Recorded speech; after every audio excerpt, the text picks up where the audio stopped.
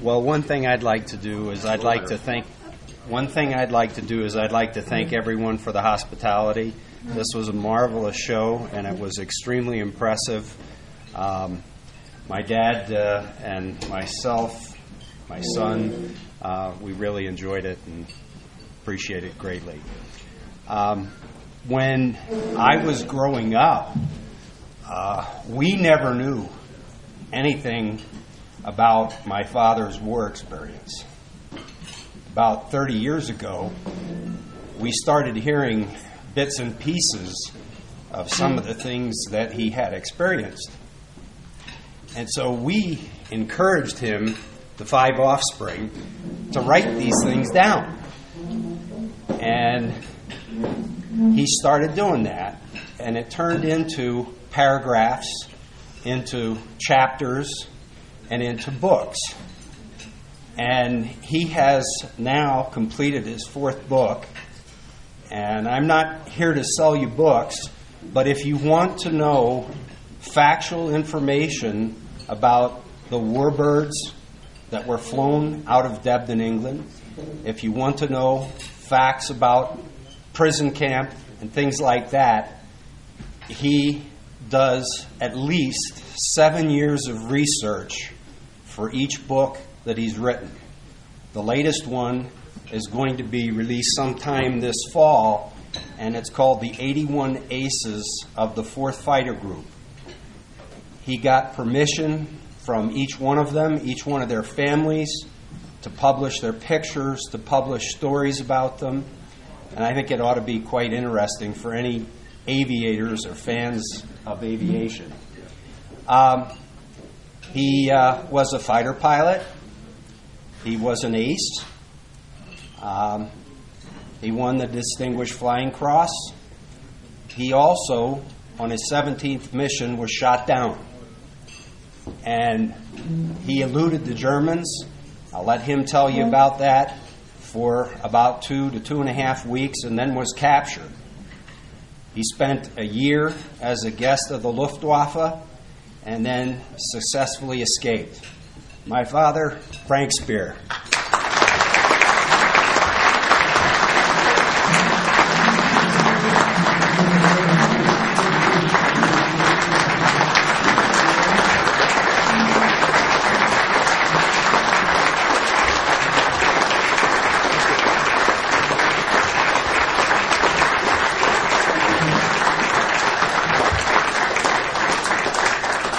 Thank you all. You are wonderful people, very gracious.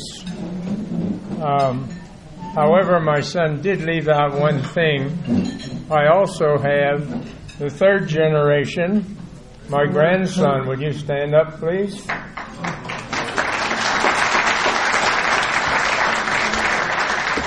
We grow 'em big in our family. This has been a delightful gift for me to come out here. Unfortunately,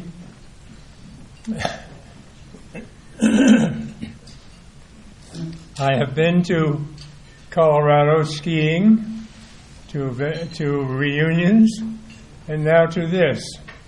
And I'll be doggone if every doggone time I come out here, I don't end up with altitude sickness.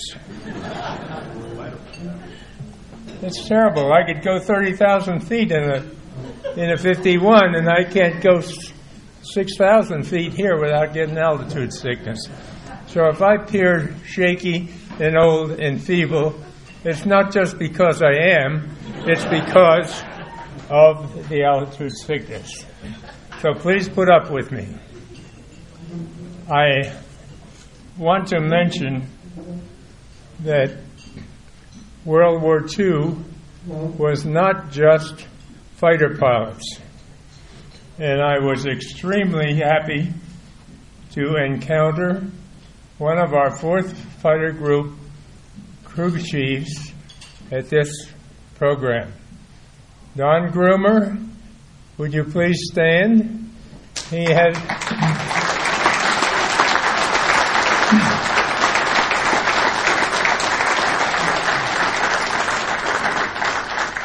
Don has crewed more successful planes than you can imagine, without any aborts. If you want a crew chief, that's what you want. No aborts. We know they all got to come down, but we want them to come down under our conditions. Thank you, Don, for being so successful.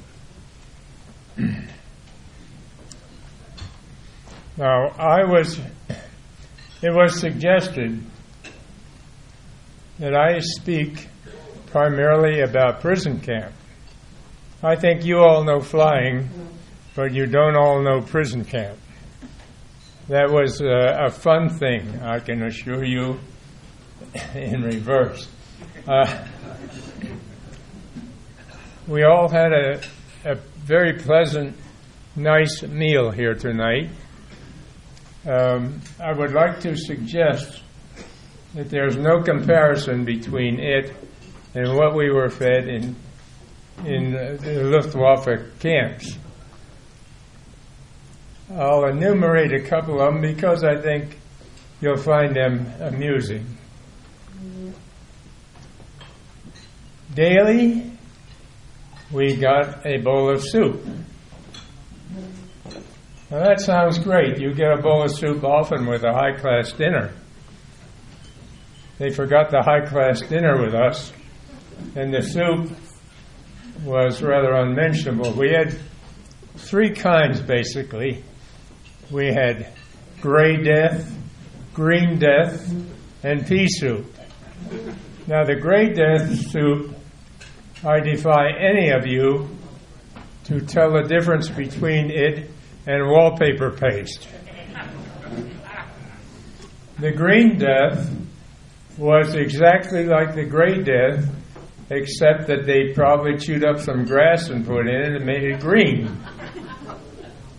But my favorite, the highest protein probably item that the Germans gave us, was pea soup.